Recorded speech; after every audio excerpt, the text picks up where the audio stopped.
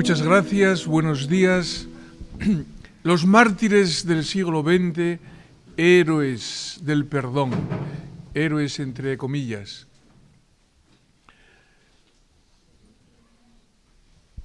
En uno de los actos fundamentales del jubileo del año 2000, que tuvo lugar en el Coliseo de Roma, este lugar emblemático del martirio, San Juan Pablo II decía lo siguiente: si nos enorgullecemos de esta herencia de los testigos de la fe del siglo XX en todo el mundo, no es por parcialidad, ni menos aún por deseos de revancha hacia los perseguidores, sino para que quede de manifiesto el extraordinario poder de Dios que ha seguido actuando en todo tiempo y lugar. Lo hacemos perdonando, a ejemplo de tantos testigos muertos mientras oraban por sus perseguidores. Así entendía el Papa de los mártires del siglo XX el don de Dios que es para la Iglesia en el siglo XX el martirio de miles, centenares y millones de cristianos que en el siglo XX dieron su vida por Jesucristo y por la Iglesia, para que se ponga de manifiesto el extraordinario poder de Dios que sigue actuando en el siglo XX y perdonando como ellos perdonaron. En esta perspectiva, el siglo XX no solo ha sido el siglo de las víctimas y del pecado, es el siglo de las víctimas, porque nunca en la historia se habían asesinado a tantas personas inocentes como en el siglo XX, sino que también ha sido el siglo en el que tal vez ha brillado más que nunca el poder de Dios, la misericordia divina, de un modo especial a través de tantos y tantos mártires. Son muchos los testimonios explícitos de los mártires en este sentido. Yo voy a recoger solo alguno. Entonces voy a hablar de algunos ejemplos de perdón, algunos ejemplos, eso la primera parte, y luego cómo a través de los mártires del siglo XX, el siglo XX tiene salvación, cómo en un siglo sin misericordia, que es el siglo XX, la misericordia de Dios ha brillado como nunca antes. Donde abundó el pecado, sobreabundó la gracia. Este es el esquema de mis palabras. Los jóvenes estudiantes claretianos martirizados en Barbastro en agosto del 36 son ejemplo de esto. Es el primer ejemplo que les traigo, pero como ya es conocido, no voy más que a leer dos textos de ellos.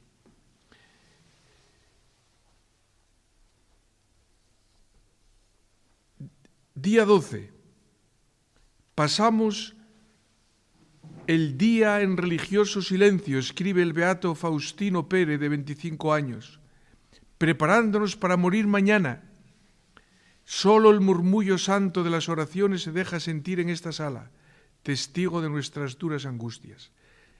Si rezamos es para perdonar a nuestros enemigos. Sálvalos, Señor, que no saben lo que hacen.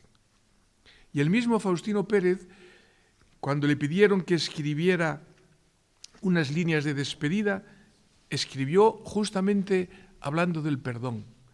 Agosto 12 de 1936 en Barbastro. 6 de nuestros compañeros son ya mártires. Pronto esperamos serlo nosotros también. Pero antes queremos hacer constar que morimos perdonando. Queremos hacer constar, es como una especie de testimonio. ¿En qué se centra cuando dicen escribe para el futuro, la memoria? Lo que dice es esto: queremos hacer constar que morimos perdonando a los que nos quitan la vida y ofreciéndola a nosotros por la orientación cristiana del mundo obrero. Y luego firman todos, cada uno con su propia frase.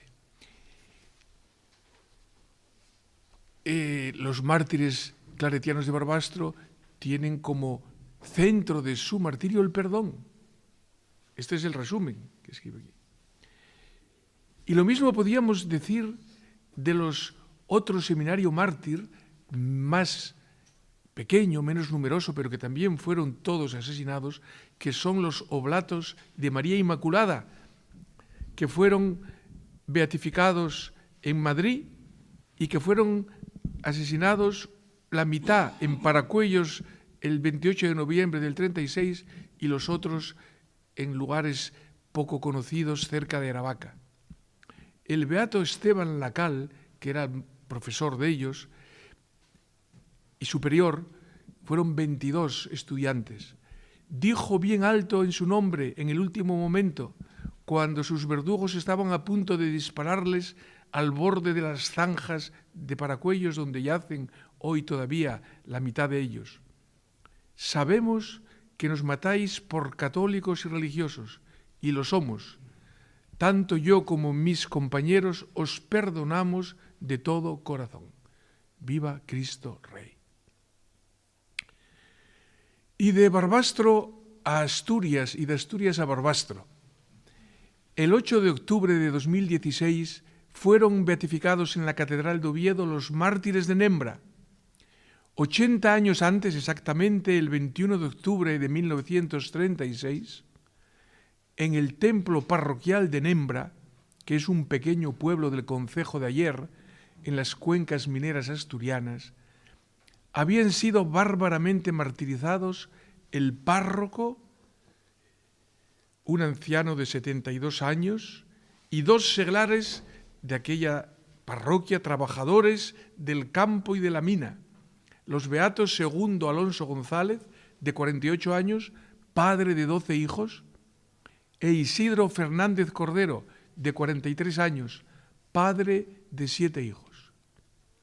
Un grupo de milicianos, que eran muchachos y muchachas de aquellos pueblos, todos ellos menores de 25 años, después de apalearlos, de humillarlos por la noche en la iglesia y con los motores de los camiones afuera en alto para que no se oyera lo que allí sucedía, los obligaron a cavar sus tumbas dentro de la iglesia.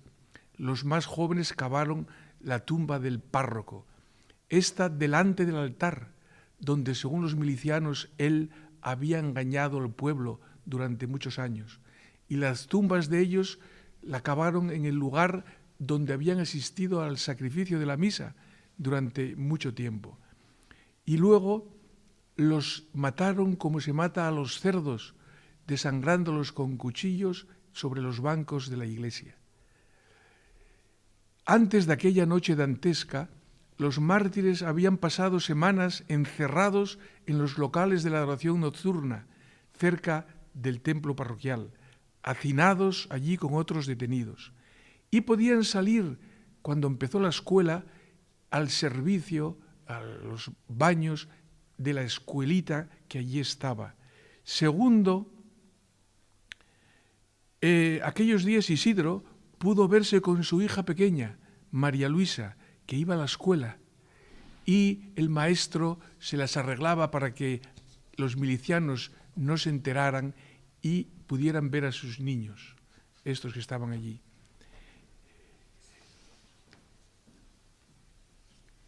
María Luisa cuenta, que era una niña pequeña entonces de 8 años, que le preguntó a su padre: ¿por qué no te escapas como el padre de fulano, otro niño? Y él me contestó: Isidro, no puedo, y además soy testigo de Cristo. Era un minero y un trabajador del campo, sin ninguna formación monástica ni de espiritual más que la de la parroquia y la catequesis de la parroquia. Y dice: no puedo, soy testigo de Cristo. Tenéis, y le dice a la niña, tenéis que perdonar a todos, como yo los perdono de corazón. Se lo dices a tu madre y a tus hermanos. Y se despidió, dice ella, dándome un beso y diciéndome que fuese buena con todos. El beato Segundo Alonso de entre sus 12 hijos, llegó a tener 2 hijos dominicos y 2 hijos claretianos. Uno de estos, el padre Alberto Alonso Lobo, que había nacido en 1924, vino a la Escuela Apostólica Claretiana de Alagón en 1933 y luego fue superior aquí. Aquí tomó la sotana, porque había noviciado entonces en la casa de los claretianos, y luego fue superior más adelante y murió en Valencia en 1971. Hijo de Isidoro, de estos mártires, con esta conexión, por eso digo de Asturias a Barbastro y de Barbastro a Asturias. Alonso, perdón, no Isidoro, sino Alonso era su padre, el beato segundo Alonso, después de la Revolución de Octubre del 34, durante la que había tenido que irse a la montaña a esconderse para evitar la persecución de la que era objeto como católico, en febrero de 1935 le escribe a sus hijos que están en la Escuela Apostólica de los Claretianos de Alagón, les escribe lo siguiente: aquí en Nembra no hubo muertos, está contando lo que pasó en la Revolución de Octubre, pero en otros sitios hubo bastantes crímenes, bastante horrendos, con religiosos, sacerdotes y guardias de asalto. Aquí en Nembra hubo 3 o 4 heridos. Era este minero con 12 hijos que escribió a sus hijos que estaban en la Escuela Apostólica.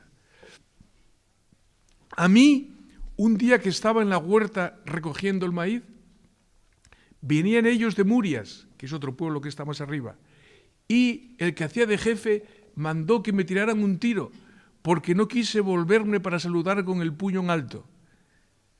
Pero como yo les había dicho que si nuestro Señor murió por nosotros sin su culpa, y es lo que nosotros tenemos que imitar y recordar, así que por eso no les debo tener ira, sino al contrario, yo los perdono de corazón y ruego a Dios nuestro Señor y a la Virgen Santísima que los perdone y los traiga a la verdadera realidad y los conduzca a su santo reino. Lo mismo que os deseo, dice a sus 2 hijos pequeños que están en Alagón, lo mismo que os deseo y que nos juntemos todos en la corte celestial. Estos eran cristianos, pueblo de misa diaria, luego tuvo 2 hijos dominicos también, 2 claretianos, 2 dominicos, uno de ellos profesor en Salamanca, que son los que promovieron la causa de canonización y de beatificación de don Genaro, el párroco de Nembra, de Alonso, de Isidro y de otro tercero que no menciono aquí. Pero las esposas y los hijos de los mártires también perdonaron a sus verdugos. Cuando terminó la guerra, uno de esos verdugos, voy a decir su nombre aquí especial como excepción, que se llamaba Belarmino, estuvo retenido varios días en el pueblo de Nembra y confesó sus crímenes, pero fue respetado por la gente del pueblo. Y segundo, que era el hijo menor del beato segundo Alonso, un hermano del que luego fue claretiano, era practicante, técnico sanitario y luego fue médico. Y atendió gratis y como si fuera a su madre, a Cesárea, que era la madre de Belarmino, el que había contribuido a matar a su padre. Y le ponía inyecciones cuando ella tenía enferma de cáncer. Y lo mismo habían hecho las viudas de los mártires, otorgar el perdón, porque eran de la misma escuela y de la misma pasta que ellos. Eran confesores de la fe de Cristo. Entre tantos y tantos, otra historia de perdón. Esta viene del corazón de Europa, en Austria, en el tiempo de la Segunda Guerra Mundial. Es la historia del beato Francisco Jägerstätter. Francisco fue decapitado en Berlín el 9 de agosto de 1943, cuando tenía 36 años. Era un campesino también de la Alta Austria, de la zona de los Alpes, de la diócesis de Linz. Su vida cambió cuando se casó con Francisca en 1936. Hasta entonces había sido un hombre hijo de soltera, había tenido hijos de soltero. Pero aquí cambió su vida radicalmente. Tuvieron 3 niñas, rezaban y iban a la iglesia juntos, meditaban la Sagrada Escritura y el Catecismo. Y cuando los nazis se hicieron con el poder en Austria, Francisco se negó a prestar el juramento de fidelidad a Hitler. Decía que él no podía ser soldado de Cristo y soldado del Führer al mismo tiempo. Pero se mostró dispuesto a ir como sanitario a ayudar a los soldados heridos, pero no se lo aceptaron. Por el contrario, lo acusaron de traición, de alta traición, de socavar la fuerza militar de guerra, y fue apresado y llevado a Berlín a la cárcel. Solo su mujer lo apoyaba.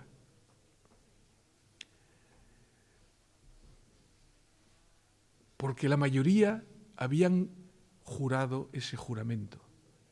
Incluso el párroco de su pueblo fue a Berlín para decirle: tienes 3 hijas pequeñas, firma aquí, esto es un trámite. Su mujer la apoyaba y está publicada la correspondencia de él con su mujer. Este es este. Franz Jägerstätter. Estos son las cartas que... Aquí están publicadas las cartas desde Berlín, desde la prisión, a su mujer y desde la mujer a él. Son cartas, es una maravilla, se ha publicado hace poco. Entre estas cartas está la siguiente que le escribe a su mujer en julio de 1943, cuando ya había sido condenado a muerte y tenía que llevar las manos esposadas día y noche. Ya estaba condenado a muerte. Y entonces escribe lo siguiente: escribo aquí algunas palabras que me salen ahora del corazón. Las escribo con las manos atadas. O sea, y se ve que está escrito con una letra muy pequeñita porque no podía escribir bien. Las escribo con las manos atadas, mucho mejor que si la atada fuera mi conciencia.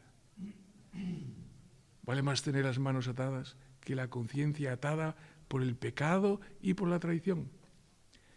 Esto es un paréntesis mío. Está claro que Dios muestra a veces su poder.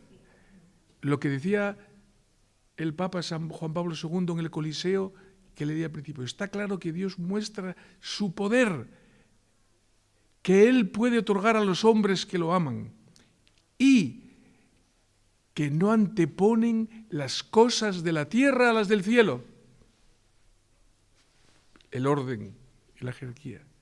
Que no anteponen las cosas de la tierra, que son buenas, por supuesto las malas, que no anteponen las cosas de la tierra a las del cielo. En ellos muestra Dios su poder.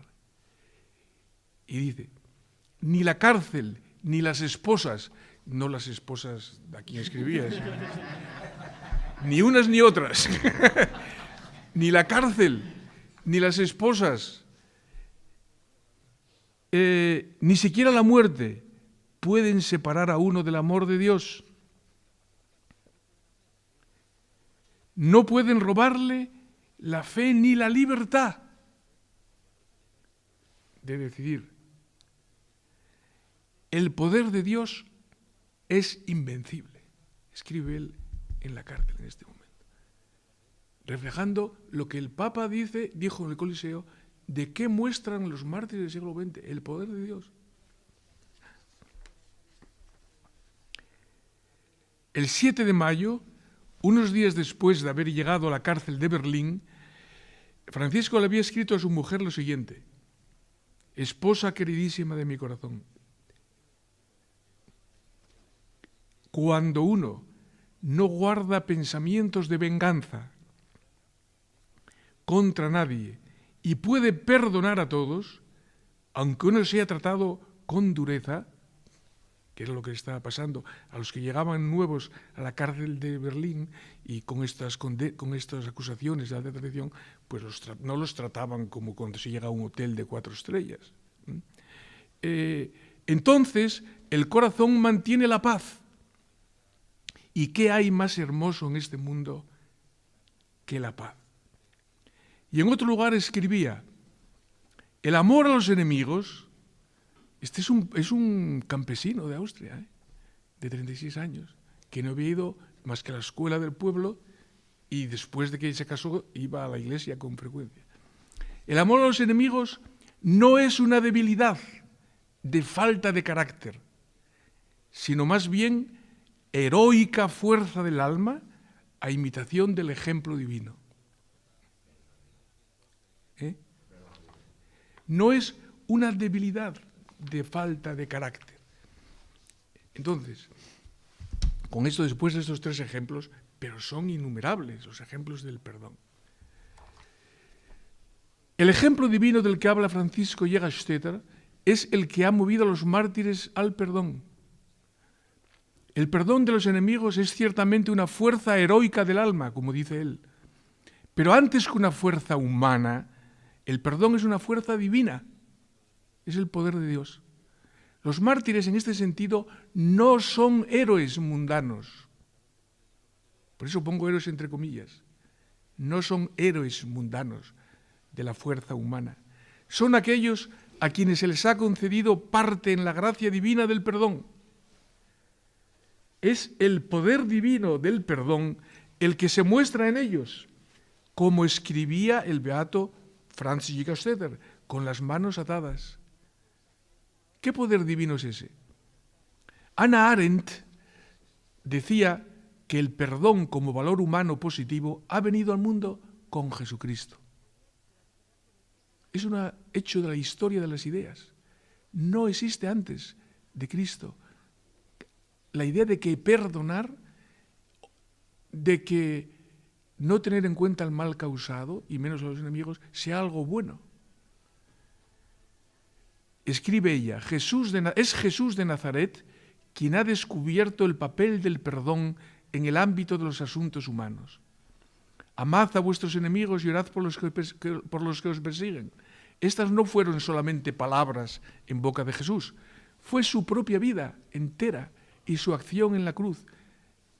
Él vino para entregar su vida en rescate por muchos. Padre, perdónalos, es la oración de Jesús en favor de quienes lo traicionan y lo crucifican. El poder divino se revela en la cruz no como el poder del más fuerte, es decir, como la fuerza violenta. No, la fuerza suprema divina es la fuerza del Creador, el poder del Creador. ¿Y ese poder cuál es? Es el poder de la palabra. Y dijo Dios, que exista la luz. Dios no necesita poder violento para hacer. Es el poder de su voluntad de amor en la palabra. Es el poder capaz de llamar al ser a lo que no es. Un poder solo divino. Por eso se sabe quién es Dios y quién no es Dios. Solo divino. Pero hay un poder semejante o mayor que el poder de llamar al ser a lo que no es, y es el llamar a los muertos a la vida, que también es un poder solo divino. Solo el que puede llamar al ser a lo que no es, puede llamar a los muertos a la vida. Y este es el poder del perdón. Hay el poder del don originario del ser. Dios es el ser que da parte en su ser por la creación. Ese es el don de la creación. Pero luego está el poder del perdón, que significa el segundo don. El perdón es el segundo don. Per es una preposición latina que significa volver a dar. Y el poder del perdón es el que la Iglesia canta en la noche de Pascua, diciendo que si grande fue la maravilla de la creación, creo que dice, más grande fue aún la obra divina en la cruz y en la resurrección de Cristo. Y en la misa, en la oración colecta del 26º domingo del tiempo ordinario se dice: oh Dios, que manifiestas tu omnipotencia de modo especial en el perdón y en la misericordia. Los mártires mueren por Cristo, ciertamente, se alegran de poder padecer por Él, pero también saben que es Cristo mismo quien muere con ellos, o mejor dicho, que ellos mueren con Él. Mueren su misma muerte. Eso es lo propio de los bautizados, que hemos sido bautizados en la muerte de Cristo, para poder vivir con Él su vida, la gloria, la vida eterna. Los que mueren también derramando su sangre como el Señor, los mártires, se convierten, como decía San Ignacio de Antioquía, en las ramas de la cruz, del árbol de la vida. Son las ramas por las que llega la savia del tronco del árbol de la vida, que es el perdón divino, a todos los lugares y a todas las épocas de la historia. Esos son los mártires. Es una definición magnífica. Las ramas del árbol de la cruz. Porque, dice San Pablo, yo completo en mi carne, en favor de la Iglesia, lo que falta a los padecimientos de Cristo. ¿Y qué le faltan a los padecimientos de Cristo? Nada. Es la obra completa de la creación y la recreación de Dios la que se realiza en la cruz. Le falta el tiesto, que decía el Padre, que esa obra sea recogida, y el cauce por el que ordinariamente se recoge esa obra son los sacramentos, la Eucaristía y los santos, y los mártires los primeros. Los primeros, los mártires, que son el prototipo de los santos. San Esteban fue el primero que murió la muerte de Cristo derramando su sangre con Él. Esteban denunciaba a sus contemporáneos que seguían la mala tradición de los judíos, de los padres perseguidores de los profetas. Vosotros habéis, les dice, ¿cómo no le van a matar? Habéis perseguido a todos los profetas, no habéis dejado ninguno con vida, a todos los que anunciaban la venida del justo, en los Hechos de los Apóstoles, capítulo 7. Y ahora le habéis matado a él, al justo. Pero San Esteban añade a continuación, que el Señor no os tenga en cuenta este pecado. Es el primer perdón de un mártir que muere como Cristo, como Él, perdonando a los que no saben lo que hacen. Los mártires que siguieron a Esteban fueron muchos, una nube ingente de testigos, Pedro y Pablo y los demás apóstoles, todos, incluidos Juan, que murió en el destierro y murió como confesor de la fe, los evangelistas, los obispos de las primeras comunidades, Ignacio de Antioquía, Policarpo de Esmirna, Ireneo de León posiblemente, Cipriano de Cartago, Fructuoso de Tarragona, una multitud de laicos de aquellas ciudades que acabo de mencionar, de Cartago, de Tarragona, de Esmirna, de Roma, de Antioquía, unos 100.000, se calcula que fueron los mártires, unos 100.000, los que dieron su vida por Cristo en aquellos tiempos, en aquellas persecuciones primeras. Si se cuenta a los que fueron confiscados y desterrados, se calcula que 1.000.000 en aquella época. Se calcula, es muy difícil, son las cifras aproximadas que yo he encontrado. Tenía que cumplirse la palabra del Señor: si a mí me han perseguido, también a vosotros os perseguirán. Hay un benedictino belga que se llama Henri Leclerc, que murió en 1945, que escribió 15 volúmenes, 6.000 páginas, sobre la historia del martirio. Un libro que se titula Los mártires, los auténticos testimonios de su martirio desde los orígenes hasta el siglo XX. Una obra publicada entre 1902 y 1924. Pues es llamativo que en esta obra de 15 volúmenes y 6.000 páginas, solo hay 17 casos en los que los mártires mueren perdonando. Expresamente, solo en 17 casos. Se subrayaba sobre todo la fortaleza de los mártires para asumir los tormentos, el martirio y ser fieles a la verdad y a Jesucristo. Se dejó de subrayar lo del perdón, por lo menos en esta historia. Esto es una idea que no es mía, es de un... Yo no me he leído todas las 6.000 páginas para ver esto. Confío en que lo que dice Didier Rams sea así. Él lo dice en una obra de él. No es que no hubieran seguido el ejemplo de Jesús y de Esteban, y que no hubieran perdonado en su corazón o incluso con la boca, pero las actas de los martirios no solían recoger estas palabras. Los mártires eran presentados como vencedores con Cristo, y ciertamente lo son. ¿Pero cómo lo son? Con el poder del perdón y la misericordia. Así lo son. En cambio, en el siglo XX, lo del perdón y la misericordia está en casi todos. Esta es una especificidad de los mártires del siglo XX, que aparece recogido en sus actas, como acabamos de ver en estos 3 casos que he contado, y todos los demás, como punto central, y como el Papa San Juan Pablo recoge en el Coliseo, el perdón es la piedra de toque del martirio de los mártires del siglo XX. Creo que para esta realidad hay una razón estadística y otra teológica. ¿Por qué los mártires del siglo XX son los héroes del perdón en este sentido? 2 razones que van unidas. La estadística es que el siglo XX ha sido el siglo de los mártires. En toda la historia cristiana junta no había habido nunca tantos cristianos muertos por y con Cristo como en el siglo XX. ¿Y por qué? Dios lo sabrá. Pero podemos aventurarnos a decir, porque el siglo XX fue también el siglo de la violencia por antonomasia y de los mártires y de las víctimas. Es el siglo de las víctimas, un siglo sin misericordia.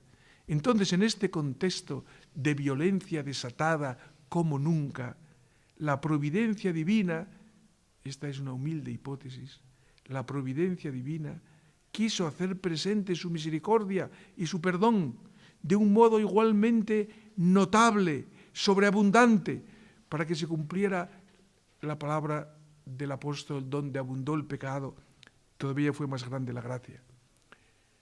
Hemos dicho unas cifras de los mártires de los primeros 3 siglos, en torno a 100.000 echados a las fieras, crucificados, en torno a 1.000.000 perseguidos, desterrados, pero las cifras del siglo XX son increíblemente superiores. Por lo menos fueron 3 millones de asesinados por ser cristianos. Es la cifra más pequeña. 3 millones de asesinados en el siglo XX. Solo los armenios, el genocidio de los armenios, está en más de 1,5 millones. Ayer les conté el caso del arzobispo de armeno católico de Mardin, el beato Ignacio Mayolán. Y luego las cifras de la Unión Soviética, las cifras de España, de México, del Vietnam, de China, de Centroeuropa, con todos los totalitarismos. La cifra mínima son 3 millones. Puede ser entre 3 millones y 5 o 6 millones de cristianos que fueron mártires en el siglo XX por el nombre de Cristo. Tanta generosidad, tanta sangre generosa era necesaria para hacer presente la sangre redentora de Cristo. Ellos son quienes completan en su carne lo que faltaba a los sufrimientos de Cristo en favor de la Iglesia. No, ya hemos dicho por qué. Tanta generosidad era necesaria justamente para que el perdón que Cristo trajo al mundo como don divino pudiera seguir siendo activo también hoy. A la vista de los horrores del siglo XX, ciertamente olvidados por la historia oficial, solo los judíos mantienen en alto la historia del Holocausto como algo que mantienen con vida. Los demás no lo hacemos. Nosotros, desgraciadamente, tampoco. No lo hacemos como debería ser. Y la historia oficial, la historia que se enseña normalmente aquí, ¿qué dicen del siglo XX? Que es el siglo de los derechos humanos. Y es verdad por dos motivos, porque los derechos humanos nunca fueron tan pisoteados como en el siglo XX. Y porque por causa de esa terrible situación del siglo XX fueron hechas las declaraciones de los derechos humanos. Pero la otra cara de la moneda es esta otra terrible. De las guerras más atroces de la historia y de la exterminación perseguida y concreta de grupos sociales, de grupos religiosos, de grupos étnicos, perseguida industrialmente y querida industrialmente. Ante esta terrible situación del siglo XX, el ser humano está tentado de la evasión y de la decepción. La evasión se expresa en esa ideología del progreso humano que cierra los ojos ante las realidades tan terribles de la historia más reciente y que actúa como si no hubieran existido. A esto me refiero, evasión. No nos interesa conocer eso, porque está en contra de nuestra ideología. ¿De qué ideología? De que el ser humano progresa indefectiblemente en humanidad y en moralidad. Pero claro, si fuera así, ¿cómo puede ser lo que ha pasado en el siglo XX? Esto contradice la ideología del progreso. Y por eso hay el silencio. Y la decepción acerca de la condición humana, quienes lo ven se decepcionan del ser humano. Puede ser la mentira o la decepción. Y la decepción se expresa, por ejemplo, en las palabras de un filósofo que se llamaba Yankelevich, de origen judío, que escribía en 1971 en un libro que él le puso este título, Perdonar entre interrogantes. Y decía él, no se puede ya perdonar. El perdón ha muerto en los campos de la muerte, en los campos de concentración. Este es de origen judío. No se puede ya perdonar. El perdón sería una falta de respeto a las víctimas. Sería cerrar los ojos ante algo imperdonable, que es tantos ancianos, mujeres, niños asesinados. ¿Cómo se va a perdonar esto? Tantos millones. Sería una falta de respeto a las víctimas inocentes de genocidio, de matanzas bélicas y políticas. Perdonar sería no haberse tomado en serio tanto sufrimiento humano. El perdón se ha vuelto imposible, justamente en el siglo XX. Esto está escrito, y hay mucho sobre este asunto, ¿no? Pero como muy bien le han replicado otros pensadores como Paul Ricoeur, quien niega la posibilidad del perdón deja todo el campo abierto a la violencia y al mal. Hitler ha matado a los judíos, pero no ha matado la Torá, escribía este filósofo judío. La barbarie totalitaria de todos los signos políticos ha matado a muchos millones de seres humanos en el siglo XX. Pero ahí están los que han muerto en paz, sin odio y sin deseos de venganza. Este es un hecho tan importante como el hecho de los verdugos y de las cámaras de concentración y de los paseos y de todas las tragedias que hemos visto en Europa y en España. En España, en este gran contexto. En España no hemos sido más violentos que en otros sitios. No. La violencia en toda Europa ha sido terrible. Lo de España se enmarca aquí. Pero ahí están los héroes del perdón. Por supuesto, los héroes de Tiberine ahora. Pero tanto perdón, decía el arzobispo, y todo esto anterior. Ya Franz Jägerstätter, los caretianos de Barbastro, los otros, perdonando en medio de esto. Ahí están los que han muerto la misma muerte del Hijo Eterno de Dios, que es precisamente la última palabra sobre la vida humana. La última palabra no es la violencia, sino el perdón, la misericordia y el poder de Dios, que es el poder de la vida. La lógica de la idolatría del mundo lleva a la muerte sin sentido, a la deshumanización del hombre. En cambio, la lógica de la imitación de la pasión de Dios, gloriosa en la cruz del Redentor, lleva a la vida y a la esperanza que no defrauda. El perdón es posible también después de los horrores del siglo XX, y la prueba de ello es que nunca hubo tantos que murieron perdonando a sus verdugos como en el siglo XX. Yo creo que este es el mensaje fuerte de los mártires del siglo XX, del poder de Dios, que es lo que decía San Juan Pablo II en el Coliseo. Por ellos, por los mártires, viene la luz y la salvación para este mundo violento que vive bajo el signo del poder de la fuerza, es decir, del pecado. Ellos son la presencia de una fuerza mayor que la de la violencia y la del pecado, que es la de la misericordia divina, fuente de la vida eterna. Concluyo.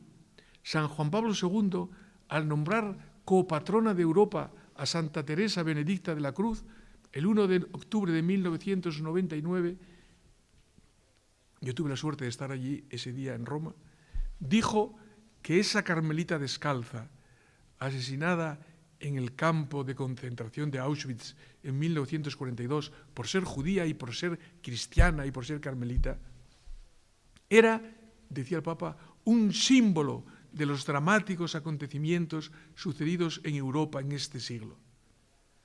Era en 1999, el último año del siglo XX. Teresa Benedicta, que había elegido la cruz, incluso como parte de su nombre de religiosa, Teresa Benedicta de la Cruz, había dicho a su hermana Rosa, que era carmelita como ella, cuando fue la Gestapo a arrestarlas a Holanda, en el Carmelo de Echt, donde se habían refugiado. ¿Qué le había dicho su hermana cuando fueron a sacarlas del convento? Vamos a morir por nuestro pueblo, el pueblo judío y el nuevo pueblo de Dios. Están implicadas en esta frase de ella, por la Iglesia. Unas palabras que resumen bien el sentido del martirio, de la entrega de la vida por la salvación de otros, que eso significa el martirio cristiano, como participación de la misericordia, del perdón revelado, manifestado y realizado en Jesucristo. Quien afronta la muerte como camino para la vida puede hacerlo con alegría espiritual y otorgando el perdón. Solo quien la afronta como camino para la vida. Y ese es el poder de Dios. Muchas gracias.